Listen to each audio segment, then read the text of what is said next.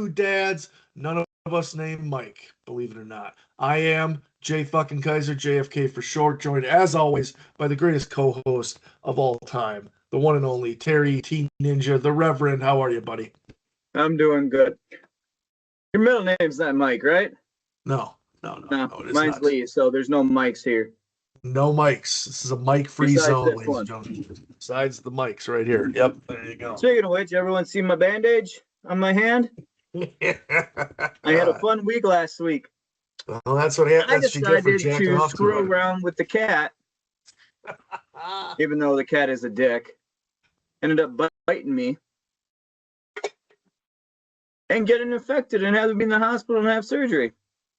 Ugh. What the hell, man? I've gotten bitten by cats before. I know exactly. I've been bitten by barn cats. I've been bitten by a skunk. I've been bitten by a raccoon. The skunk is a whole other story. But, right. Yeah, all of us are house cat. Wow. Unreal. Your house cat, too, right? Yep. Jesus, that's weird, dude. What was the actual, infection? What was it called? It started with an L. It was just an infection of the lymph nodes. Wow. They were saying it's also like the same disease, like if a pregnant woman cleans a kitty litter, she runs a chance of getting it too. Really? Yeah. Odd. Cats are actually they have one of the dirtiest mouths in all the creatures. Really? Well, their teeth are so small, and then it heals so quick. So if you don't get cleaned out right away, all the way, it gets hindered in there. So. Sure. Everybody, don't mess with the pussies. Hey, we're loud and clear, man. And that will not affect your podcasting, though. We have confirmed that it will not. Good. It will not. I love it. Cool, man. Well, hey, we that's why we were off last week. You were recovering from your very much highly publicized battle with the house cat. But, for all intents and purposes, we're just going to tell people that you rescued a bus full of children from a burning inferno, and that's what happened. It's a much cooler story than getting bit by a house cat. Well, or, I decided to go out and befriend a bobcat or something. True. Hey, you know what? That's something a little bit crazy. I feel like we're kind of one-siding this opinion here. If there are any house cats out there, call into the show, defend your viewpoint about why you think your mouth isn't as dirty as we say it is, okay? I'd like to hear from all the house cats out there. Exactly. Oh, that's good. I mean, it was kind of fuck around and find out. I knew the cat doesn't like me. And there was a lot of people over and everything, so I was torturing it. Okay. Just had enough. And that's a reminder, no means no. Oh, there it is. All right. Let's get on the diet hacks. Yeah. All right. What you got this week, Jay? So this one's pretty cool. Whenever you have, probably when you have toddlers, they don't like to eat all their food. They don't like to eat their meals, right? So a cool thing I kind of invented was my daughter was like, well, I said, Mabel, you got to take 5 more bites and you're done. She goes, I'm going to take 1 more bite. And I said, all right, here's what we're going to do. I'm going to take a piece of paper and I'm going to write down a number 1 through 5. And I'm going to put it in a hat and I'm going to pick it out. Whatever number you get, that's how many bites you have to take. Here's the hack. Write down 3 on every piece of paper. She'll never know. She'll never know what those are. And you go, oh, hey, oh, look at that. 3, sorry. There you go. Meet her in the middle. So try that. It gets them to do it every single time I've done it, Terry. The last 6 times, she's gone with it and did it. Even if she only wanted to take 1 bite, she ended up taking more because of the game. It's a fun little game. She gets to pick it out of the hat. Boom. So there you go. We don't really have a problem with Olivia eating. It's more of if she's hungry or not. She's developing into more of my appetite where I graze. Oh. Gotcha. Like I don't eat, but then I'll eat when I'm hungry type thing. Like I won't eat breakfast, lunch, but I'll eat dinner, or I'll skip dinner and I'll just eat lunch, Yeah. So she's kind of being more like that right now. So. Huh. Okay. Interesting. But with the food wise, we always make what she likes. So. Huh. And our rule in our house, you have to at least try it once. Oh, nice. Yeah. I wish I could say that was they followed that rule, but they I just mean, do even not. though, a majority of our meals are either spaghetti or tacos. Okay. Oh man. That's actually pretty cool. If we get to that situation, well, we'll take a look at it. Or try it with All something right. else. Like maybe like she doesn't want to do this or this, and you go, here, we'll check this out, and then put them in a hat. Try it out. You can probably use it for a bunch of different things. Oh yeah. All right. So my Versatile. hack, I've been working with Olivia since she's dealing with an ear infection and everything, and she doesn't like taking her meds, is connect before you correct. Okay. So simplify it down. But bad hacks. All right. Connect before you correct. I don't know how Jed or Mabel are, but Olivia is very smart for her age. She understands a lot. So, like she was crying the other night. She was in pain, but she wouldn't talk. So I'm like, hey, let's take a deep breath. Let's talk this out. Get on their level, so they can process it more. And then like be consistent but not perfect, and then praise and not just reach for results.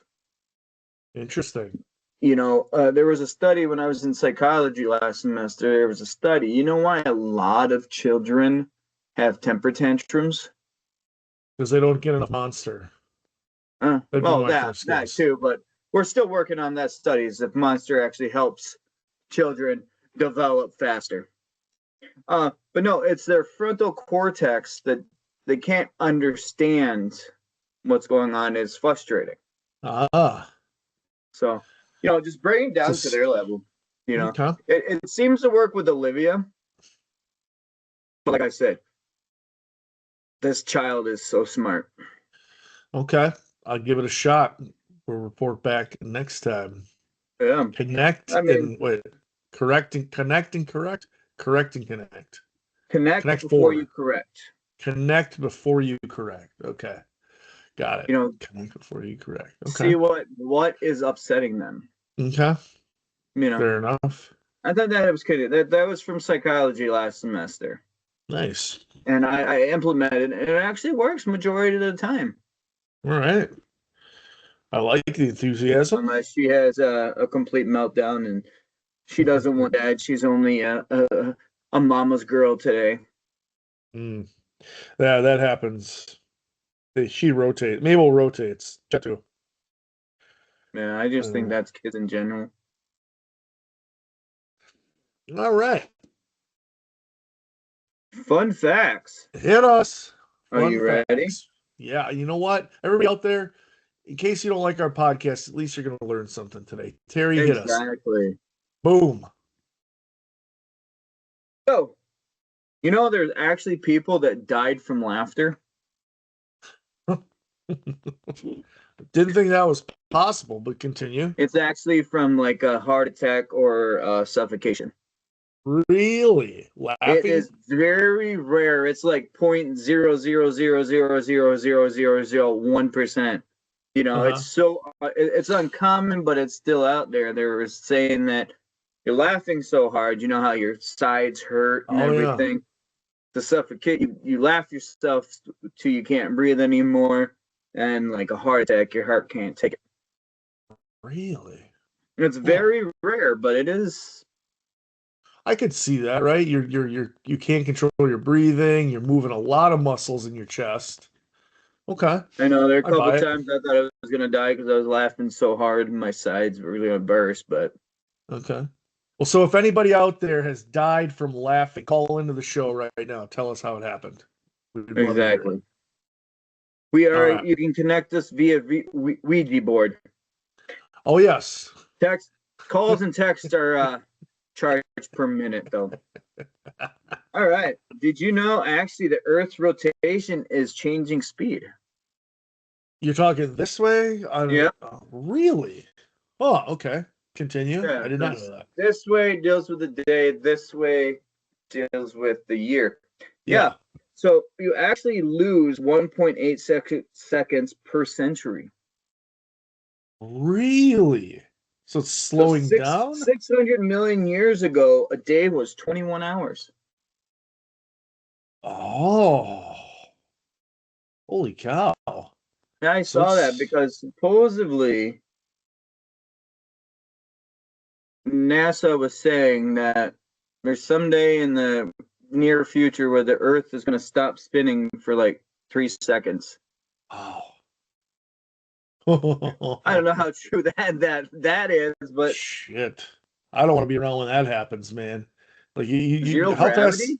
Oh, dude. Well, yeah, but you would go flying though if you're going for like, thousands of miles per hour and then you go to a stop, a dead stop, flying, bro.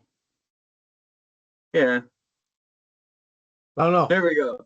Anyone that has information or a DeLorean where we can travel back in time so we can figure out if this is true or not. Mm, But no, actually, there's a lot of research out there that I don't know how they do it. I don't know exactly how their science is, but yeah, 21 hours was a day 6 million years ago. So per century, mm. that does add up. You mean 1.8 seconds after a while, that adds up. Yeah. Interesting. And another one, the Pope cannot be an organ donor. I guess that makes sense. Who would want to take like an old guy's heart, right? Or the heart of a Chicago guy in the case of the new pope. You'd be like, Yeah, yeah, I'll die without the heart, thanks. I'd rather just die. I mean, but you look at it too, like the last like few popes, they've been in their like 60s and 70s by the time Yeah, that they've exactly. I been, mean, you might be able to get their liver or something, but I well, found that maybe. interesting. They can't even be even an organ donor for your own family. Oh, good point too. Right, right, right. That's odd. Yeah. Well, hmm, Another one I called you about this morning. yes. The artist, the lead singer of Power Man 5000. Spider One is his name, yes. Yep, he is the younger brother of Rob Zombie. Yes, this is crazy. I mean, Exactly. it makes kind of sense. I mean, they're that real industrial heavy metal, but I guess I never really put two and two together, right? I mean, I don't really Me either. know. I I mean, knew his name was Spider, but I didn't know like his real name or anything. yeah. You know, I mean, I looking at it now, looking at like the music videos for Rob Zombie and Power Man 5000, it kind of makes sense. it does, right? They're But very they could have similar. capitalized on a name being a better name, Yeah, like for Little sure. Zombie or something, you know? Maybe he just wanted to, escape his father's, or sorry, not his father, His but brothers. his brothers. Yeah. Yeah.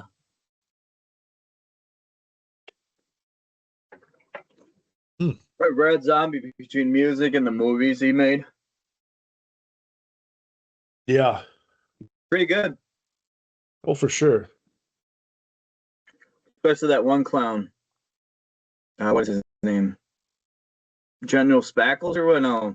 Oh yeah, yeah. He was creepy. Yeah, he makes good movies, That he entertaining does. movies. But now they're brothers. Interesting. You know what? But Exactly. I am surprised. Was he? Because I know Rob Zombie puts his wife in a lot of the movies, the blonde-haired girl, Sherry Moon Zombie. Mm-hmm. But did he put Spider in any of the movies?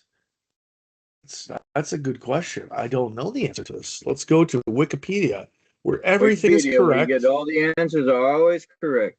Exactly. Spider One, also known as Michael David Cummings. Okay. He is the little brother of Rob Zombie, whose real name is Bart Cummings. So let's see. Was he in any? No. Wait. No. Might have a little No. cameo or something, because I know his wife, like you said, his wife was in there. Yeah. And what? No. She was a blonde in Devil's Rejects. Yes, she was. Baby, what was that family in Devil's Rejects? Shit. I don't know. It's Uh, been a while since I watched it. yeah, it's part of that trilogy. Remember? Mm-hmm. What was it? The Firefly family. That's what it was. Yeah. Baby Firefly. No, he was not in any of the movies that he did. So even some of those WWE WWF movies where he had like Kane was the monster and everything. yeah, nothing. Weird. But that's interesting, though. Yeah, I mean, I guess, well, maybe there are some, musicians who are brother and sister, but it's probably more commonly known, right? Either they have like the same last name, like Edgar and oh, geez, the other Winter brother. What the hell was his name? You know what I'm talking about. The Yeah. brothers. Anyways, cool. I like it. Fun facts. Is that the last one? Yeah. All right. You know what time it is, Terry. You know what time it is, Terry. Dun, dun, dun, dun, dun, dun, dun, dun. Monster Smash! Monster Smash. All right. Brought to you, of This week course, we're by talking Monster. about Battle of Gettysburg. Gettysburg, the big gets. July Woo! 1st through the 3rd, 1860. I was going to say 1963. 1863. The Union had George G. Meade, and of course, the South had Robert E. Lee. Big Lee. Yeah. It is known to be the turning point of the American Civil War. It's true. Lee invaded the North hoping to win a decisive victory. After 3 days of tense fighting, the Union held strong. The final day featured Pickett's charge, a failed Confederate assault. About 51,000 casualties, killed, wounded, or missing. The war's deadliest battle. Lee ended up retreating south and never invading the North again. Yeah, this is a big one. So, man. When you talk Civil War, this is the big tamale, man. Yeah, it's one of those where it's actually I really like learning about this battle. So this week, we are going on side of could Pickett and Lee would have won. Yes. If they had Monster. Because the Monster, we talk about the people losing or they would have withstand with Meade and the North winning the Union. Let's go with the South. Would Robert E. Lee or Pickett win it if they had Monster? So, based on sheer numbers, right? It's all about numbers. We're pretty close, right? Okay, Union side estimated 93,104, possibly as many as 80,000 on the South. So that's a little bit more balanced than the Battle of Thermopylae was. Okay, you got 9,500 cavalry, so you got the heavy cavalry, the horses charging. Imagine being, all lit up on Monster, riding a fucking horse across the Gettysburg, just, bayoneting people. I think it's gonna be close, man.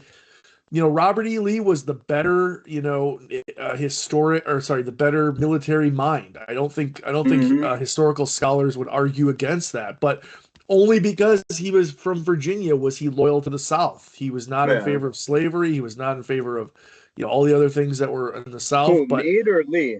Lee. So Lee was from the South. Yeah, Lee was from the South, and that was the only reason he was from the South, though, is he was from Virginia. He was against slavery. He was against all of the things. The South was for slavery. No, I'm talking Lee personally. Personally, Person E. Lee. He was, he hated slavery, but he was loyal to his homeland of Virginia, which was part of the Confederate States. That's why, and that's why I got to take the South. I'm doing it, calling the upset. If they were on Monster, you're talking. It's only a 2-day battle or 3-day battle, right? This isn't stretched out over a couple weeks, months. It's not like the Battle of the Somme or any of those major World War I and II battles. Exactly. I'm taking Lee. I'm taking the North or taking the South. Sorry, just how it is. I think I'm taking the South also, just because you look at Meade, you don't really know much about. Right. But you got Lee, that is a battle-tested, very smart general, and then you also got Pickett. Pickett was very big during like the French Indian War. Earlier battles. So logistics wise and everything, smarts wise, not logistics wise, smarts wise and everything. If they had monster, I think they would take it. Yeah. I think it's numbers wise they're not outmatched. They got better it's probably like military minds. 1 and 1.2 to 1 or something like that. Yeah. I definitely feel it's there, right? I think we're not talking like it's not a winter battle. It's not like Vietnam where the Viet Cong had the advantage with the jungle and everything. We're not invading any homeland. This is straight up on a freaking battlefield with monster. Lee takes it, no doubt. Going. Exactly. What do you think? All right, how would it have been different though? So let's presumably they win Gettysburg. What happens?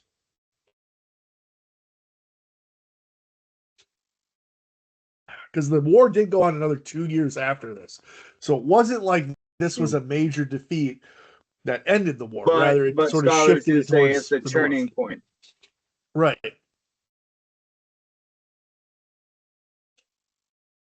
I think they would have got out a little bit more north and they might have been turned away. Because how long before they got reinforcements? The north. Well, I think it was like 6 months to a year after Gettysburg. Yeah. I mean, they might have been. The war might have been much longer and a lot more deaths, but I still think the North would win. But just this battle in general. So, I think. I don't know. I think it would have prolonged the war. I think it would have definitely kept the war going on for more than 2 years. It definitely would have helped the South's morale. Hey, that's a big win. We just took them out. But I think overall, the Union's advantages that they had, it might have just been a temporary victory for the South, and I think the North might still have been a big temporary victory, but I don't think that would have lasted too long. Because here's why. When the Union captured Vicksburg, that really split the Confederacy, and now the Union controls the Mississippi River. So that kind of offsets any Gettysburg win, right? Yeah. So, yeah, okay, great. You beat us. That was a big victory. You took a lot of casualties, but we're talking strategery here, which is a good word that George W. Bush coined, I think. And, they had the strategic advantage of capitalizing on a big city like Vicksburg and the Mississippi River. So, right? Yeah. Yeah, I'm with you on that one. I think so. I think it would have put prolonged the war, but with the strategic place, yeah, they would have gained ground more northern because Gettysburg is north of the Mason-Dixon line, right? Correct. And so, right, what do you? I gotta see where the Mason-Dixon line is. I gotta look at it and see, but I don't think it was that far off from Gettysburg. So you just give them a little bit, but then, like you said, they took the Mississippi and then they started running the coastline. So back in the day, back then, you control the waterways. You basically control everything. Right. I mean that's huge. So Exactly. I mean, and like looking at logistically, okay, so Gettysburg, okay, they marched a little further north. Where could they have really gone? I mean, they wouldn't have gotten to Philadelphia. They wouldn't have gotten to New York. I mean, those are a little bit too far out of range and bigger cities. So, yeah, okay, you got a good win up there. Maybe you can get a little bit more, but ultimately, I think, yeah, too much of just too, I mean, logistic wise, they weren't as good, and then they lost that big battle of Vicksburg. So, yeah, and even if they were towards Philadelphia or New York, I think with those being the most populous areas back in the day, the sheer number, the numbers would switch to rapidly. Sure. But let me throw this at you here. What if, the South wins Gettysburg, right?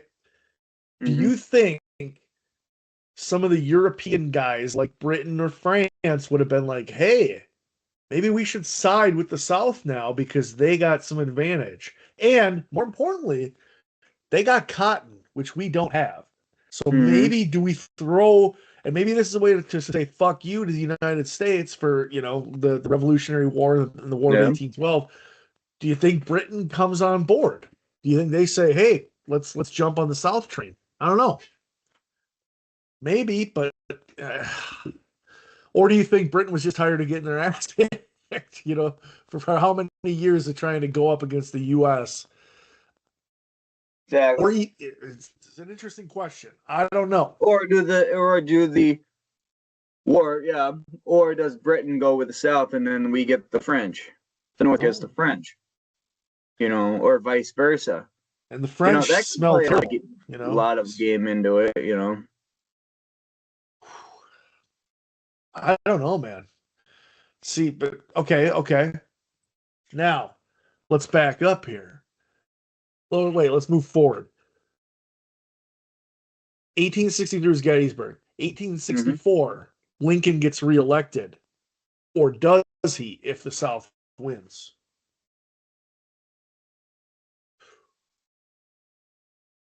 Do you think the North is like, well, son of a bitch, this Lincoln guy let us down. Let's get somebody in there. I don't know who he ran against or who was the other party, but I can look it up, I guess. But do you think 64? You said 1864 presidential election. 1864 presidential election. Wikipedia. You've got Abraham Lincoln, obviously, Party National Union, or you got George B. McClellan. He's a Democrat from New Jersey. Oh. I mean, you look at McClellan only won New Jersey, and is that Kentucky? Oh, he only won 2 states? Yeah. Yeah. No, I don't think so then. I don't think so. You said George McClellan was it the Democratic? Yeah. I don't see it. Okay, maybe not. Maybe he still does take it. Yeah, I mean, this was just like the elections, territories, Confederate states. Confederate states didn't vote. Louisiana, Tennessee. They even had California, Nevada, and Oregon. Yeah. In the election. So I don't think the presidential election itself, just looking at the sheer numbers, because it was turnout. Electoral college, it was Lincoln had 212 and McClellan had 21. So states carried, Lincoln had 22, McClellan had 3. Yikes. So I don't think the presidential election in general would have affected them. Or could it have? Lincoln just fucked up. We lost Gettysburg. Confederacy is gaining ground. Yeah. But if we go with McClellan, because McClellan, in the picture, he was a soldier. Okay. But as we know from this podcast, Abraham Lincoln was a former pro wrestler. And let me tell you something about pro wrestlers or people associated with pro wrestling. They have a good track record, right? Arnold Schwarzenegger, Jesse Ventura, Donald Trump. Don't forget, he was in the WWF for a couple of years. He beat the shit out of McMahon. Remember that? Nobody kind of remembers that, okay? Just, look at the facts. Pro wrestling has done more for this country than any other institution. I'm just going to say it right there. Okay, maybe the military's done more. Okay, I get that. All right, fine. There's been a lot of military leaders, but we're talking, it's up there. WWF is very influential. WWE, I'm sorry. Yeah, WWE now. Come on, give it the times. Yeah, I'm sorry. Got to give it the props it deserves. Okay. So yeah, I think there's a lot of this one. There's a lot of what ifs. Too many what ifs, but I think in general, straight up battle, the South will take it. From there, it's a little bit more hazy. Not entirely sure. But if there's any Gettysburg survivors out there, call into the show and tell us your thoughts. Let's go. Exactly. Wait, nope, they're probably dead. Probably dead. You never know. Abraham Lincoln's still alive. He faked his That's death to true. hide out that he's a vampire hunter and That's he's very immortal. true. Well, that was a good movie. Was actually, yeah. I think it was based on a book too, Abraham Lincoln Vampire Hunter. Yeah, something like that. I mean, it's one of those movies that's so stupid. It's good. Well, yeah, no, I read a book similar to that. I read Pride and Prejudice and Zombies. It was very, very good. No, I have to check that one out. Yeah, I think they made a movie out of it too. But Yeah, Abraham Lincoln Zombie Hunter or Vampire Hunter. I'm sorry. Yep. Oh yeah. All right. Now to the NFL playoffs. I gotta say one thing. This playoffs has not disappointed. The past couple years, you get the NFL playoffs. It's like, okay, whatever. Kansas City's gonna be in, Philly's gonna be in, fucking New England's gonna be in. Growing up, now it's actually pretty. Besides the Seattle 49ers game, they've all been down to the last couple plays. They have. They absolutely have. And it's been real fun to watch, man. Exactly. As a guy who is, a former Packer fan, when I was a Packer fan, that Packer game, it was a heartbreaker as a Packer fan, but it was a great game as a football fan, coming back and going to overtime. And then, AFC Championship, man, defensive battle in the snow. I mean, come on. It was perfect. They did say New England cheated. Just because they were wearing white and there was a blizzard at the end of the game. Yeah, well. Like the Patriots. Like Kraft can control the weather. No, he can't. He can't even control his own hand jobs, okay? I don't buy that for one motherfucking second. Even the Seattle Rams game, man. I mean, I was... as a Rams fan, I was very upset towards the end, but it was a good game. It definitely was. I'll take it. It came down to the final play, man. I mean, really.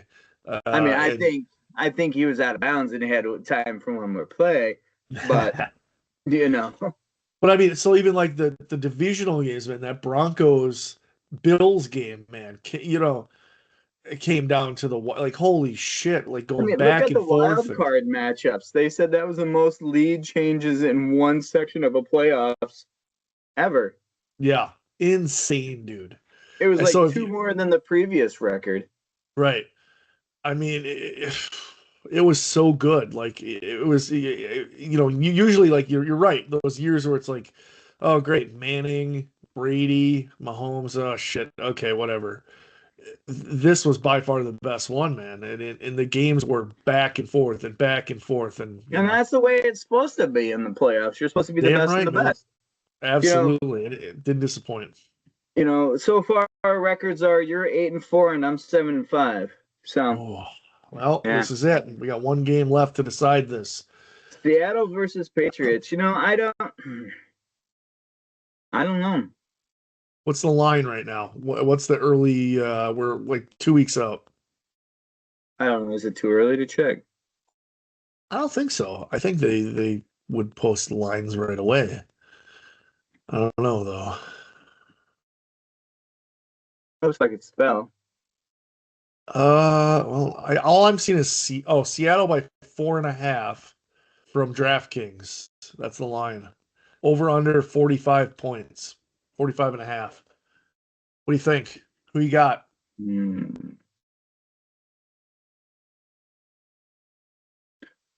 ESPN has Seahawks winning by at a 59% right now. Let's see the spread. Oh, that's DraftKings too. Personally,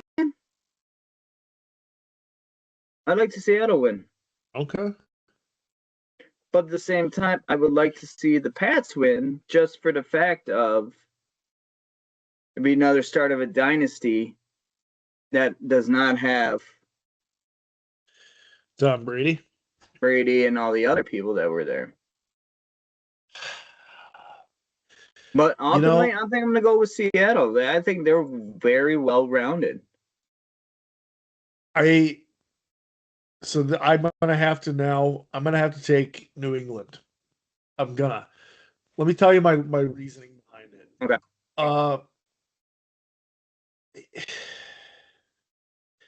Coaching. Okay. Comes down to coaching. Who's got the better coach? I think Mike Vrabel, right? He was a Patriot. He's been in the Super Bowl as a player. He understands the complexity. He understands the pressure that's there. And quite frankly, they've gotten so freaking lucky this entire year. I can't put it past them. I mean, Sam Darnold has had an MVP caliber season, and he has the receiver. He has Kenneth Walker. He's got the running back. They have the defense. But I can't go against Mike Vrabel and the way that they went into Denver and just held them to nothing. But again, now Denver had a shitty Patriot quarterback, but something is telling me to not pick against the Patriots, even though I, with all of my heart, want to pick against them. I just, for the life of me, cannot pick against them. So I'm going to differ. I'm going to go New England Patriots. They're going to take it. It's going to be a very, very close game. I'm going to say 31-27, New England. That's me. I was going to ask, do you think it's going to be a high-scoring game, or is it going to be a defensive game? I think it's a high-scoring game, man. I think you got, Sam Darnold, like I said, with his offense. Drake May likes to throw it deep. He's got receivers. He's got God, I can't even think of his name. Stephon Diggs. He's not even the number one receiver, right? They got Diggs has never won a Super Bowl. He is not. No, he is not. Before New England, he was with the Vikings. That's right. He absolutely was. And I mean, I think I just can't pick against as much as I want to, Terry. I'm gonna say the New England Patriots. Final answer. So all right, I'm going Seattle. Okay. We shall see. I just think they're well rounded. Their defense, they're coming back to the Legend of Boom.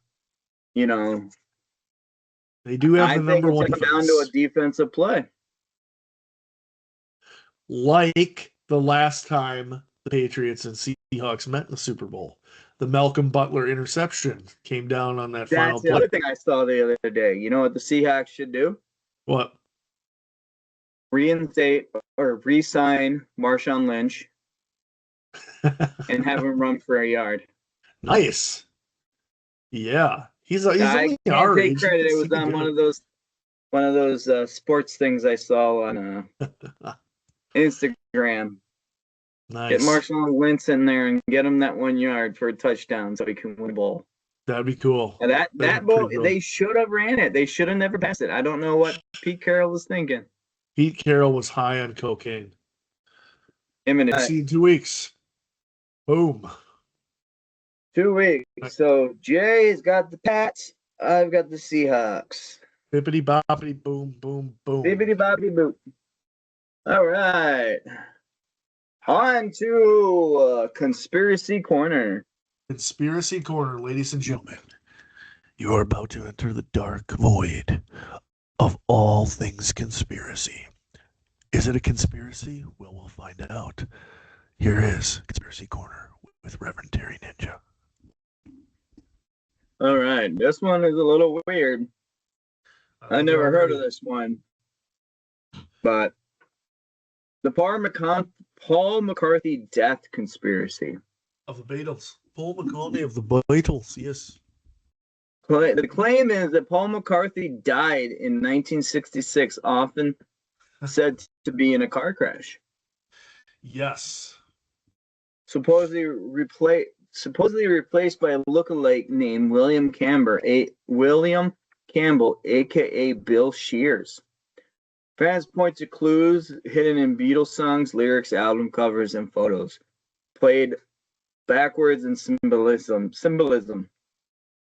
Famous clues cited: Abbey Road cover, Paul is barefoot and out of step with everybody else. Oh, yes. Lyrics like he blew his mind out in his car, a day in the life. Yep. And then turn me on, dead man, when playing Revelations 9 backwards. Yep. Well, of course, it's not true. Paul McCartney is alive and everything. It's an urban legend. They explain the appearance is because of aging, fashion, drugs, and changing style. Why it stuck around for so long? The Beatles were so instantly famous. Late 60s counterculture loved mystery and symbolism. And that in the 60s, in the late 60s, people were playing records backwards was a thing. I've heard of this. The subliminal messages. Right. What are your thoughts? I've heard this one before. I'm not gonna lie. Heard about it in high school. Looked into it. There are some somewhat convincing arguments. However, I feel you're talking, and he died in 1966. This was at the peak of Beatlemania. Somebody would have had to leak that from the press and say, oh my God, Paul McCartney was in a car crash. It would have been front page every paper. It would have been all over the news that Paul McCartney was in a car crash and that he would have died. So the cover up seems like you're talking about a band that was so fucking big at the time, they couldn't walk down the street without getting mobbed. And then, the other thing is too, okay, well, Paul McCartney wrote so many of those great Beatles songs before 1966. You're bringing in a guy who has no musical talent, presumably, or doesn't have the same thought process as Paul McCartney, but yet he's somehow still writing very good songs after that and continue to day by day, year by year. So it could be very much possible, but I'm going to say no, I definitely don't think so. No. Nope. I'm going to say it from Paul himself right here as my Paul McCartney impression. I'm not dead. I never have been.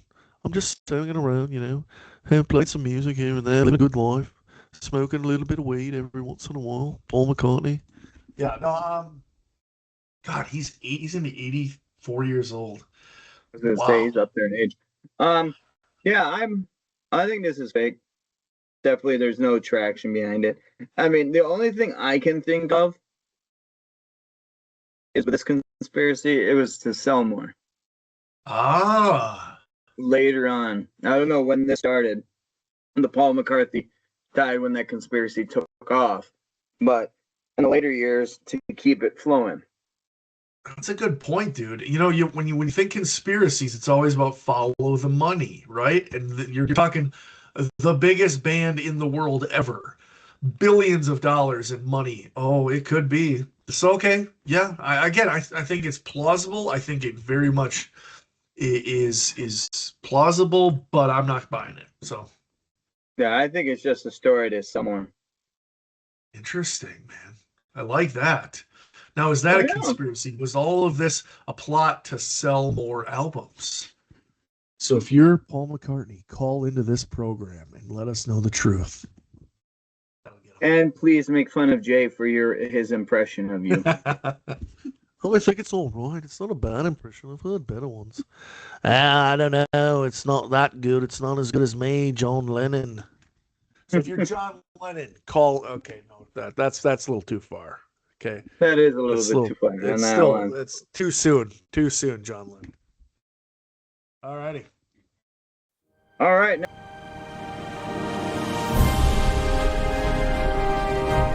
All right. Now we're on to unpopular opinion. Yes. Unpopular opinion. Ready? All right. Hall of Fames. Overrated. Why do we need them? Why do you need a Hall of Fame? Okay. What is to set?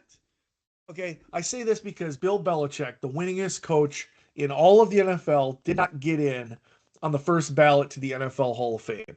This guy has more Super Bowls than any other coach. He has more playoff victories. He's second in line in wins, and yet he's not a Hall of Famer. Then why do you have a fucking Hall of Fame? Exactly. And you know what? here's the other thing. You can't compare guys who played now versus guys 50 years ago when the rules were different. If you would have put Tom Brady, who has the most touchdown passes, back in the 1960s and 70s, he would have never thrown for 200 passes. He would have been injured all the time.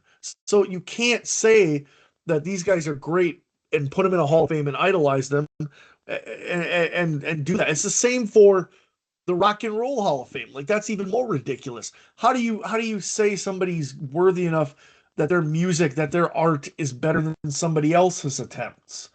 Because they sold more records, they were more influential. I don't know.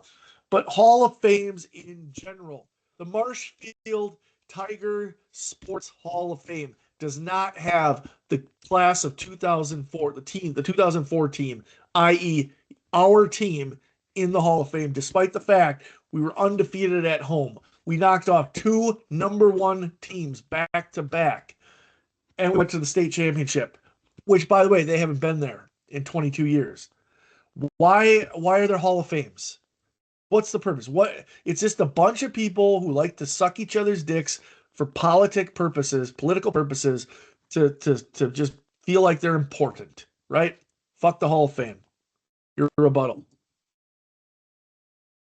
I don't know about the Hall of Fame for everything else, but I was looking at it, and the whole NFL Hall of Fame, he got shot down in his first attempt. I mean, what do you have to fucking do to get in the Hall of Fame? Like you said, Bill Belichick has the most Super Bowl wins, the most playoff wins, and everything. And you look at it as him as a coach, he never really took the first rounds. He'd always take and see problem and make it work. Yeah. Look at Brady. When did Brady go? 7th round? No, 6th round. 6th or 7th round, like that. Yeah. He picked up Randy Moss when Randy Moss was being a problem in the NFL. Turned him around. Turned him around. So he's not taking like these top quarterbacks and everything, or players in general. Exactly. So, yep. I mean, look at the one year when Brady went down. Castle stepped in, and it was like nothing was missing. Right. Yeah, they went 10-6 that year. Not around a person, but the whole team in general. Yep. Exactly. He was the epitome of a team maker. Yeah. Right? And it just so happens that the GOAT quarterback came out of this. Well, exactly. But yeah. I definitely have a lot of questions for the NFL Hall of Fame. Yeah.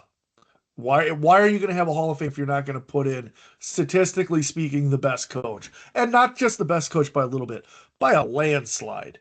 I mean, he has Super numbers Bowls. Better than what? Lombardi, what other coaches out there that were amazing back in the day? Shula, Ditka. Yeah, the Cowboys. Landry, the Cowboys head coach during the 60s and 70s. Yeah, Jimmy Johnson. You're talking Bob Gibbs. Tomlinson. Who else? Right. I mean, more Super Bowls than these guys. Bill Cowher. Who's the guy for the George Halas for the Bears? I mean, more Super Bowl championships than these guys, and significantly more. Right? Yeah, exactly. So, anyways, that's my unpopular opinion. I'm sticking to it, man. All right, I'll actually stick with you on this one. I don't know about the other Hall of Fames, but the NFL Hall of Fame definitely is a joke. Yep. All right. You know what time it is, Terry? You know what time it is, Terry? I don't have my ukulele. Boom. It's the final countdown.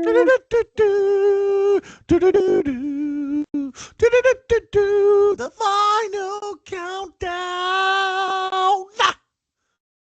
Yeah, this week in the final countdown, top 5 TV shows all time.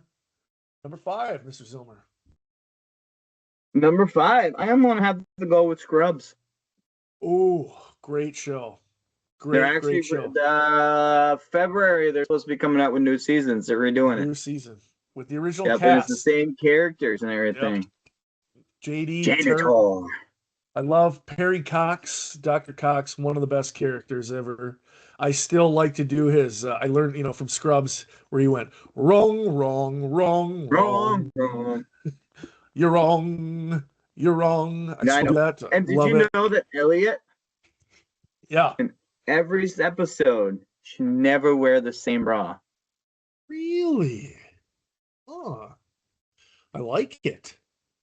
Okay. I know. Me and my nephew, he watched it with me. So when I pick him up and spin him around, he yells "Eagle." Eagle. That's in the preview of the new season. You ready, Turk? I'm ready, JD. Eagle. And they fall down because they're old. Yep, because they're old. Yeah, Scrubs is actually up there for me at number 5. It's just one of those where it's good and it gets you laughing and everything, and it has JD going, and then he cut away to whatever he's thinking about. That was fantastic. Yeah, great show. Long lasting, still as good today as it was 20 years ago. Can't wait for the new season. I'll tune in for sure. Number 5, I'm going sketch comedy show by the name of Chappelle's Show. Dave Chappelle he's so far ahead of his time that I don't even think his time has come yet. I mean, you're talking skits like Charlie Murphy's True Hollywood Stories, The Black White Supremacist. Oh my God, that was funny. There's so many great things, and they weren't just funny, but they were also like social critiques on things. I mean, the jury selection one, Ask a Black Guy with Paul Mooney. Oh, so many great things. It was one of those where it tackled what was going on in society and made fun of it, in both directions, dude. You know what I mean? Yeah, there was nothing off limits with him. Right. It was definitely not politically correct. Charlie Murphy, why did the 5 finger say to the face? Smack. Yeah, they don't make comedies like that anymore. You make comedies like that, everyone gets so offended. Yeah, for sure, dude. I just love it. Dave Chappelle. I don't like your kind. How much time? Clayton Bigsby, a black white supremacist. How did this happen? Who would do that? You can't do that today, man. You just can't.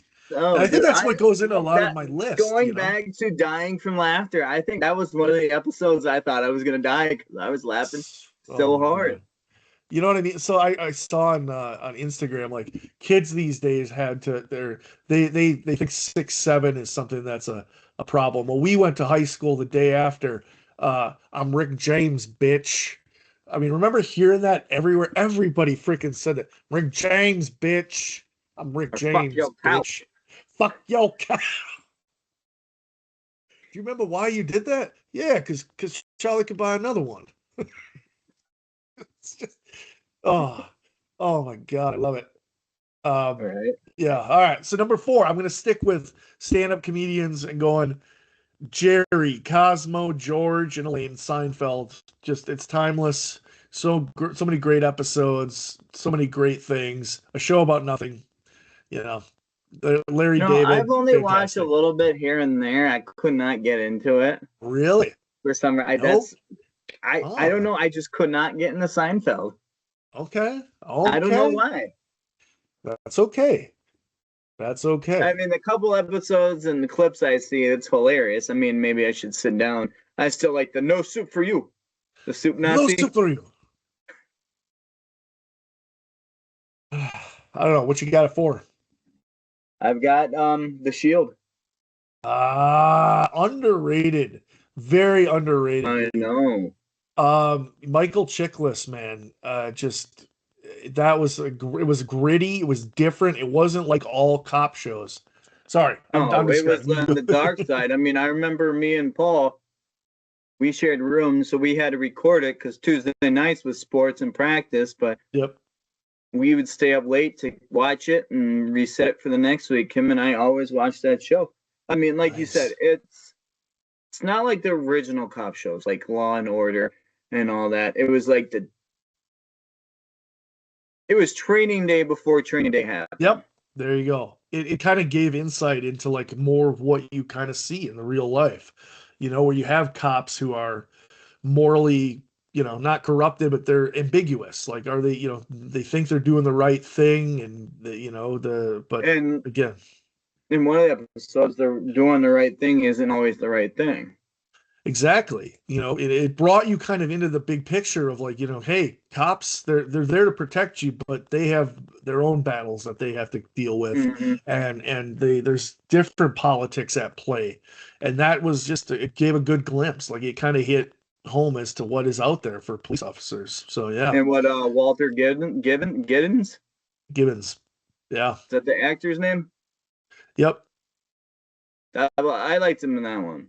But that was also that was one of first of Tyler Sheldon's TV shows. Oh, okay. I did not know that.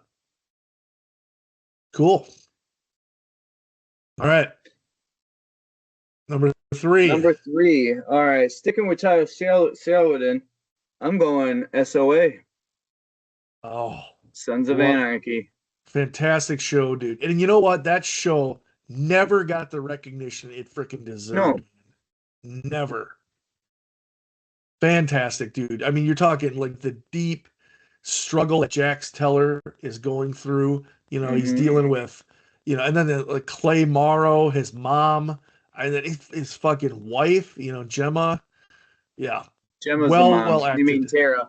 Tara, I'm sorry. Yeah, Gemma's mom. Yeah. Tara. But and a lot of characters from the Shield, actually, the actors were in Sons of Anarchy. Yeah, well, no, the last scene in the show, freaking Michael Chiklis hits Jax with his semi.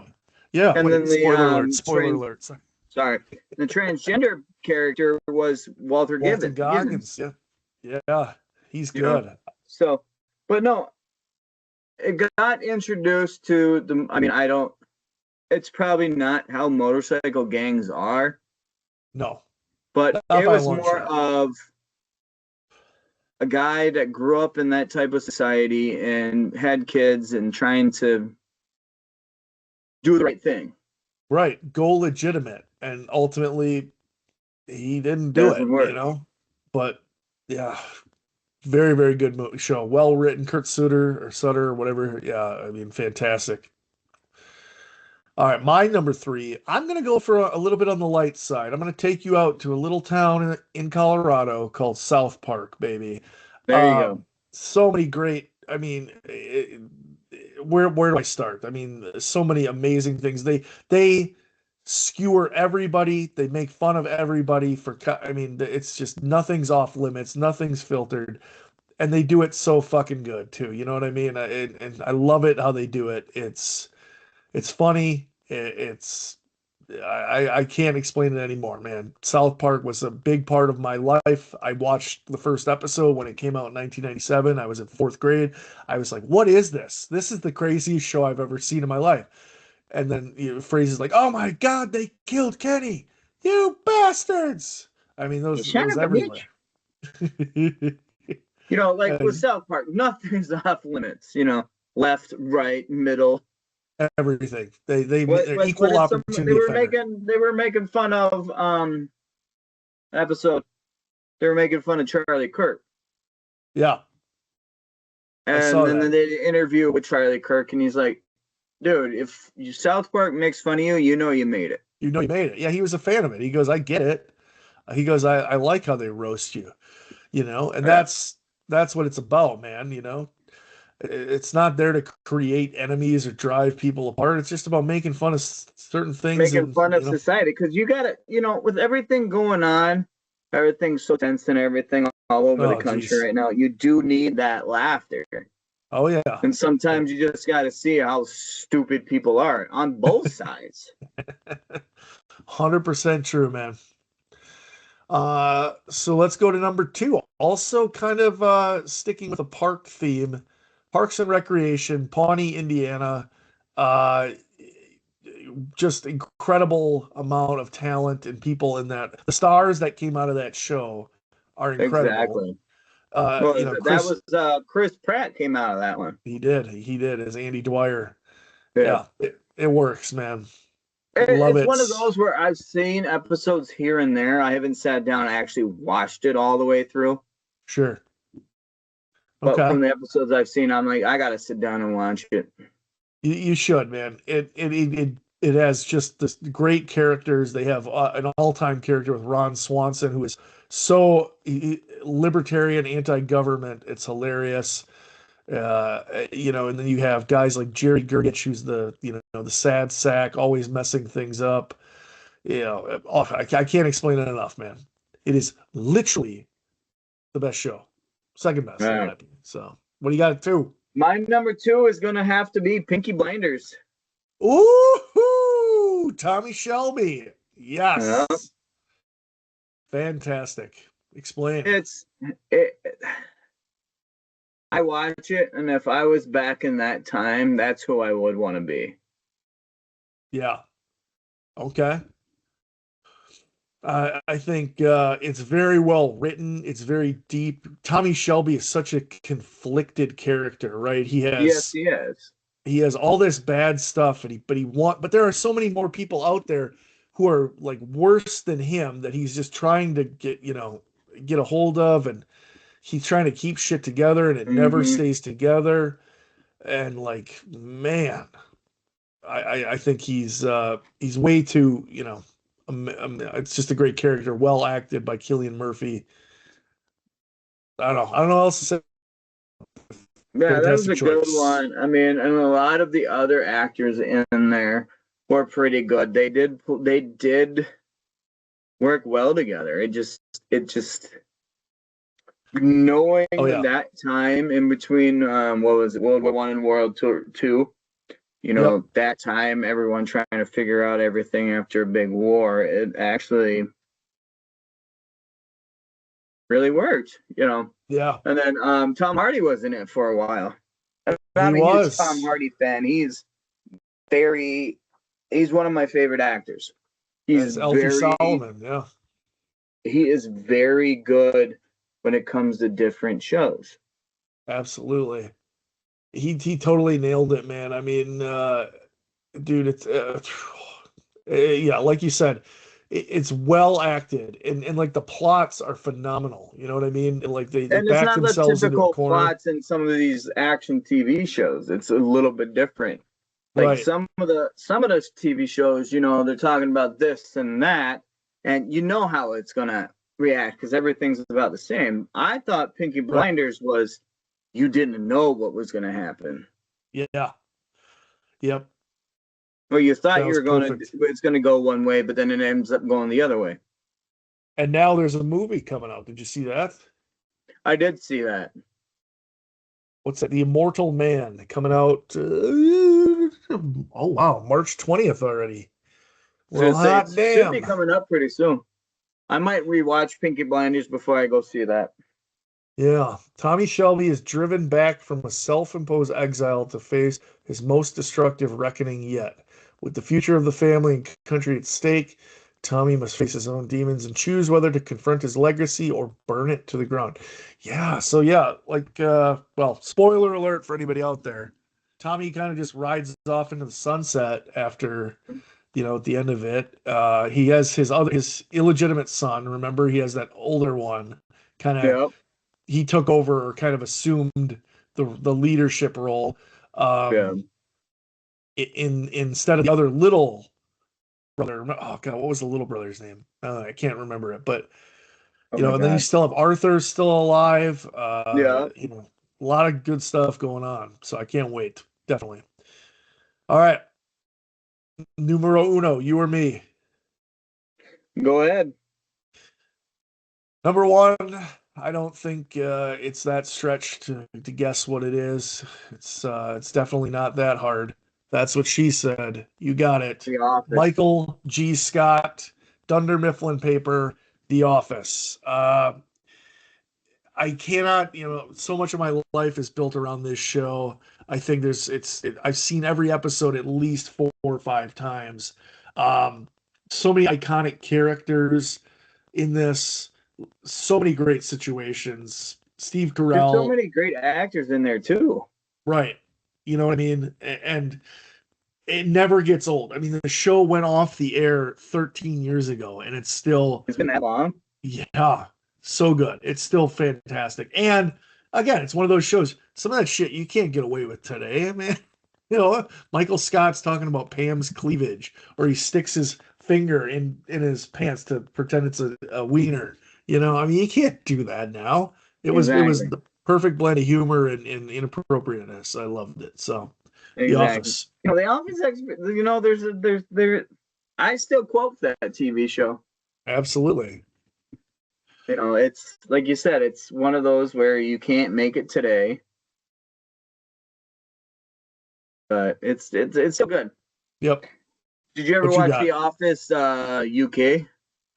I have. I've seen every episode. Fantastic show, but it is a different show. Yeah. It's a different show with a different character. David Brent, Ricky Gervais, hilarious. Very, very funny. But Michael Scott is just he's a deeper character, probably because they did more episodes for sure. Yeah. He's more likable. And it also could be cultural too. Like we get the American humor in The Office, the US, compared to what they are in Britain, you know. Yep, absolutely. And that's the same thing with that TV show Shameless.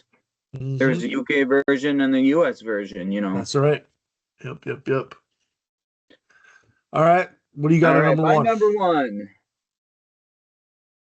I have a tattoo from this TV show. Supernatural. Oh, yes, you were a big fan of that show.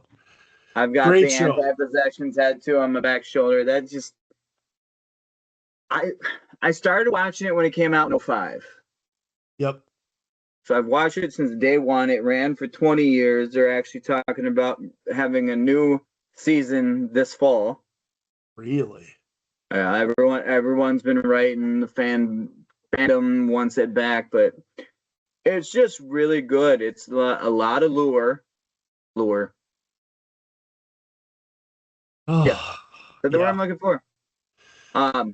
Talking about like the monsters under your bed. You know, towards the end they got into God and angels and everything, and it touched a lot of different things, man. Yeah, I did. Yeah. It was actually pretty good, you know. And just the acting between Jared and Jensen, you know, it's actually really good TV. It was like a combination of like, it wasn't super scary like the X-Files, I think it would be, but it was also kind of like the Twilight Zone, kind of, right? Or like a little bit of Matrix, it's a little too. bit of both. I mean, there are a couple episodes that are like, oh fuck, yeah, you know. But you know, it's like it gets you to think too. Oh yeah, I think it's definitely thought-provoking for sure. And it's just, it was good all the time, right? It was great that they didn't really stick to like this formula where you see a lot of TV shows, like they stick to the damn formula and every freaking show is the same, you know? Yeah, definitely. There was even an episode where I think it was the Trickster or someone, they actually got put into the real world and they had to pretend that they were their actors and everything and living in real life. Yeah. I applaud that. You know, like you said, it was one of those where there's a few episodes you knew how it was going to end and everything, but at the same time, it kept you on your toes. Yep. I mean, good choice. Yeah. Well, there was a towards the end of the season, the devil had a child with a human. Really? I thought that was Bill Belichick. No. Oh, no. He might have grown up into Bill Belichick, but no, that's my all-time favorite movie. I mean, if I need noise in the background, I'm doing anything, that's the show come on because I've seen it so many times. I can tell you exactly what's going on just listening to it. Mm-hmm. Yep. Nice. And you know what? So It's yours still was it's more. rewatchable too. So Yes, that's it another is. good part of it. It's one of those where you can rewatch it, and there's still things that you didn't see before. Oh yeah, that's always a good a highlight of a show that's good. Is you watch it again and you notice things, or you laugh at things that you're just like, ah, I guess I didn't see that. That's pretty damn good. Exactly. Yep. Cool, man. Well, all right. That is the conclusion of the final countdown and the conclusion of this podcast. We hope you had fun. Exactly. I did. I laughed. I cried. I lost 15 pounds. I cannot highly recommend this podcast enough, if you ask me. That's just me, though. Yeah. Make sure you like and comment on our shows. Tell us what you want to hear, like top fives and everything. You know, we're kind of running out of ideas. Well, we're not running out of ideas. There's always something we'll think of. Oh, yeah. Just ask our moms. We are pretty nuts. Oh, yes. Politically insane, maybe. But we don't know. We haven't been tested for it yet. Nor will we be. Or we should, just to see what they say. Yes. Maybe Anyways. we have a little bit of the tism. Possibly. Maybe. Uh-huh. All right, We'll never ladies know. and gentlemen. Tune in. We will talk at you next week. All right. Peace. Remember, according to Bob Barker, spade and neuter your pets. There you go. Boom.